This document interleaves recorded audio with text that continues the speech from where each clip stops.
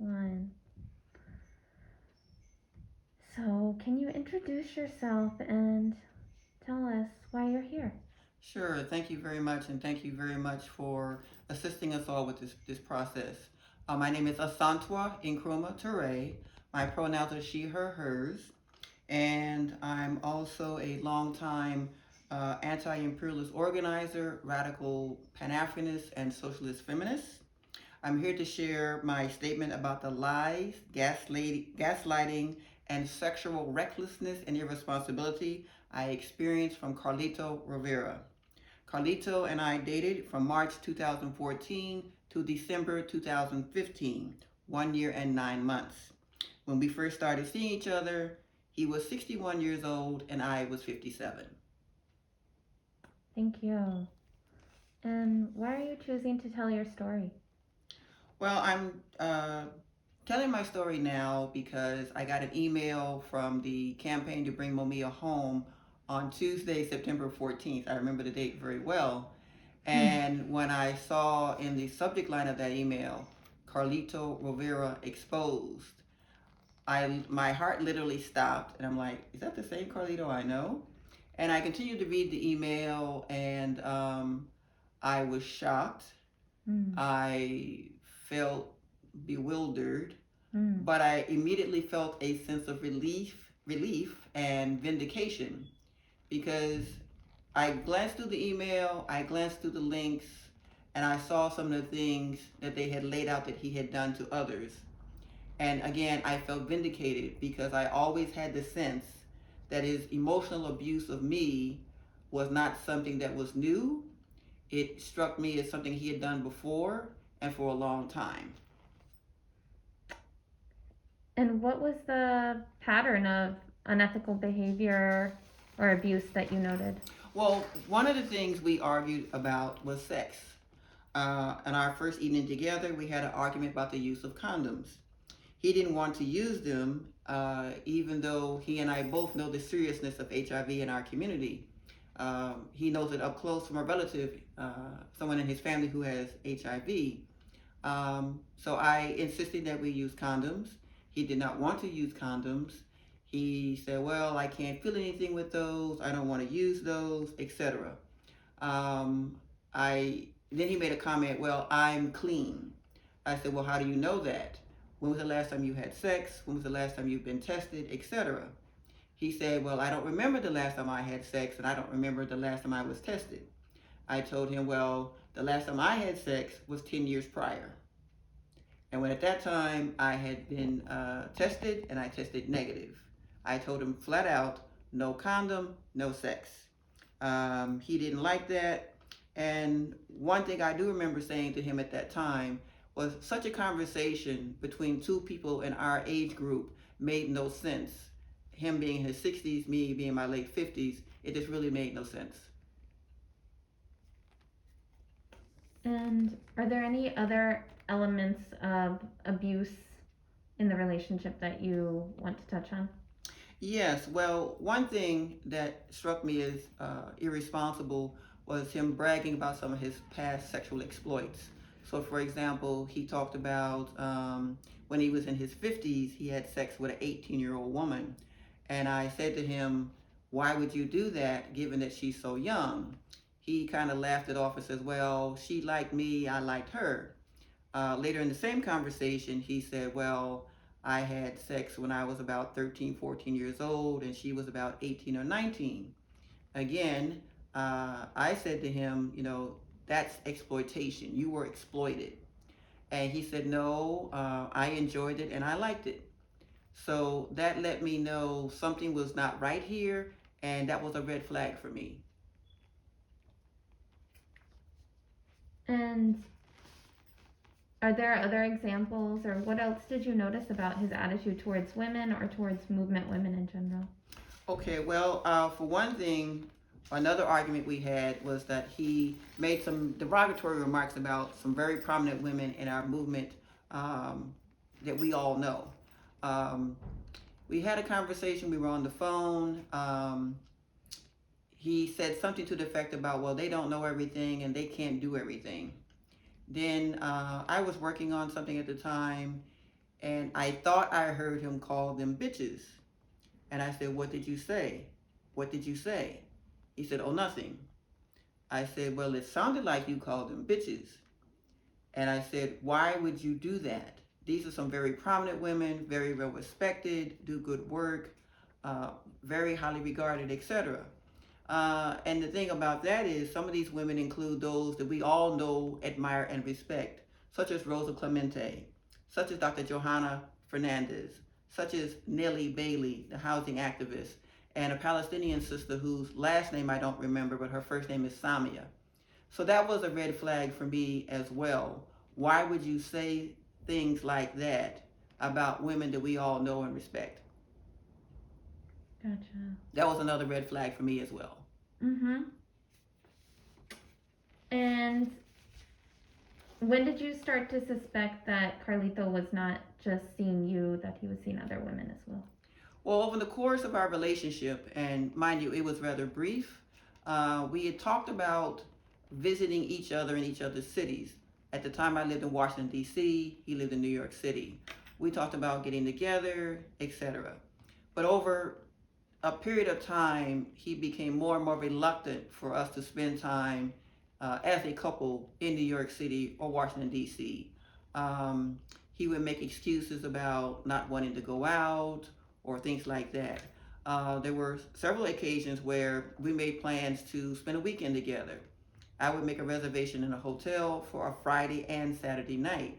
I would go back to the hotel website to pay for it, and it had been changed by him without letting me know to only one night, a Saturday night. And that happened about 2 or 3 times. We made plans to go out for dinner. We were going to go out, meet some friends, etc. Then at the last minute, he would change his mind and say, "Well, I'm tired. Let's just go to our room, get some takeout, and basically just have sex all night long." Um, but that began to happen over a period of time.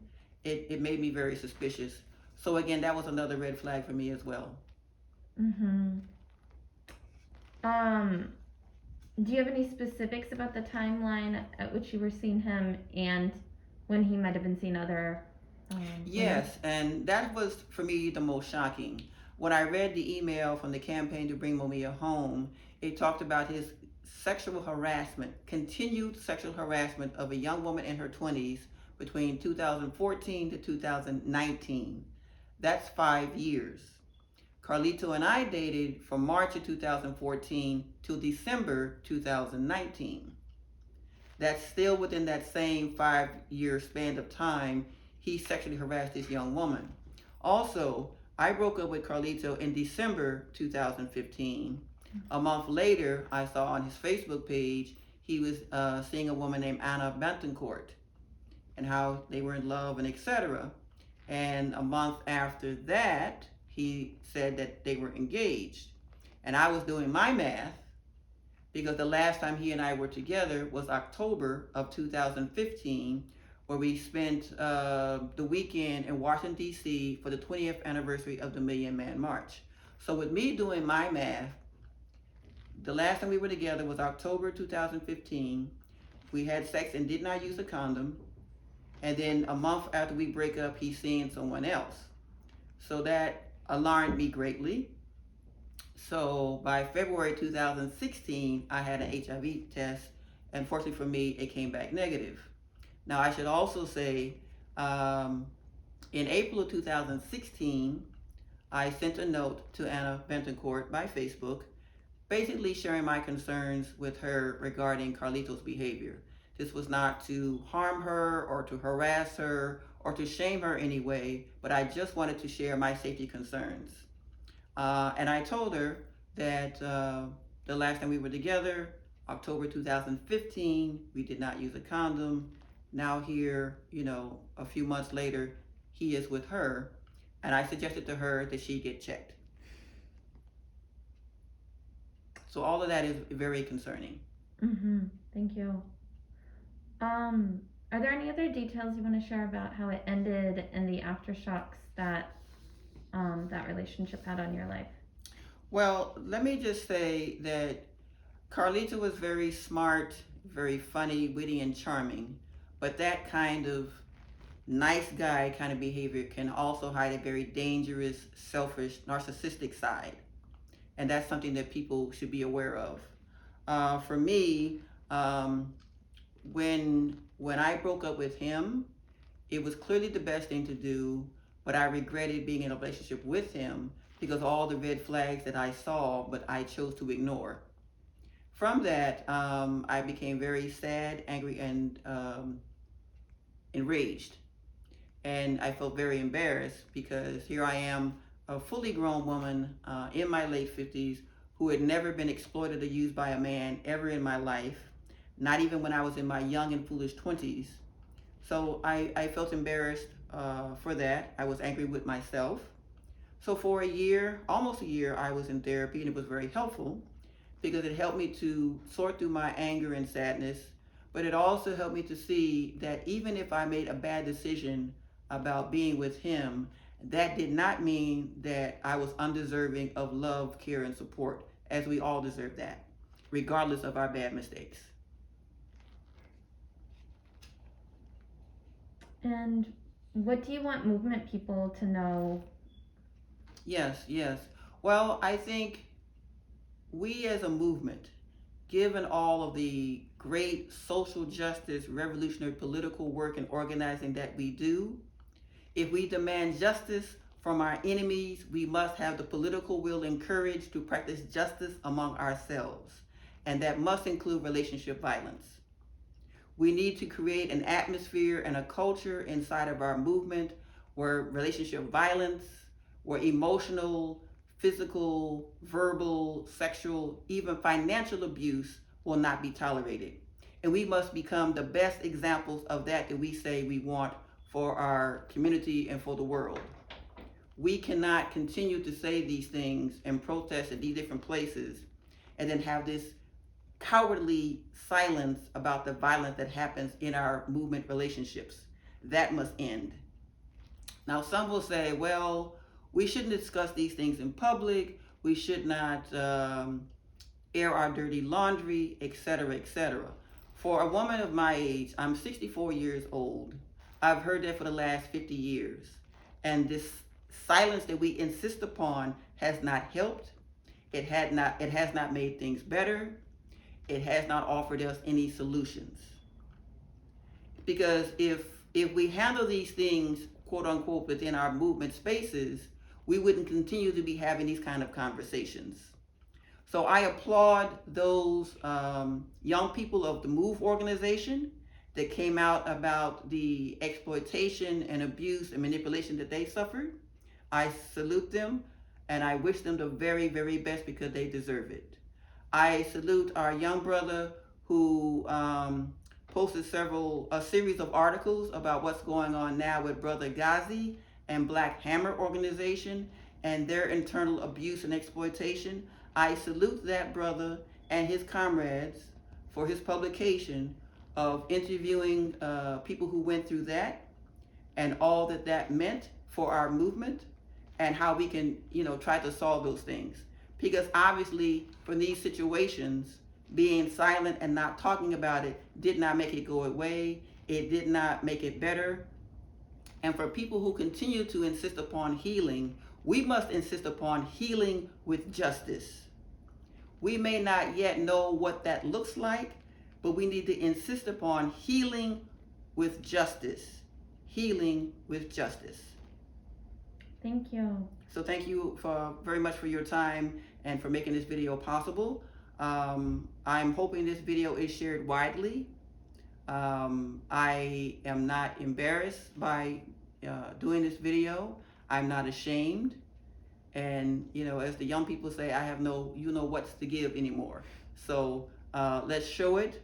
Let's use this moment and these situations as some time for reflection, for political education, and for developing our plans of action for how to deal with this. And Carlito Rovira needs to be held accountable. I cannot suggest what that should look like, but certainly the worst thing I have heard about him is sexually harassing a young woman in her 20s for 5 years. he needs to be held accountable. For whatever else he has done that has been violent toward others, toward other women, toward LGBTQ folks, he needs to be held accountable. And for those who are with him, advising him, or signing on to letters about having some type of private face-to-face meeting, I would urge them to think very seriously about what they're doing, and if they want to help Carlito as their friend and comrade, hold him accountable. Hold him accountable. Anything else you want to share? Again, just I want to give my sincere thanks to the folks at the Campaign to Bring Mumia Home, Dr. Johanna Fernandez, Sophia Williams, Robin Spencer, yourself, Sina. Thank you all very, very much for making all of this possible. I really admire your courage and your vision. Thank you.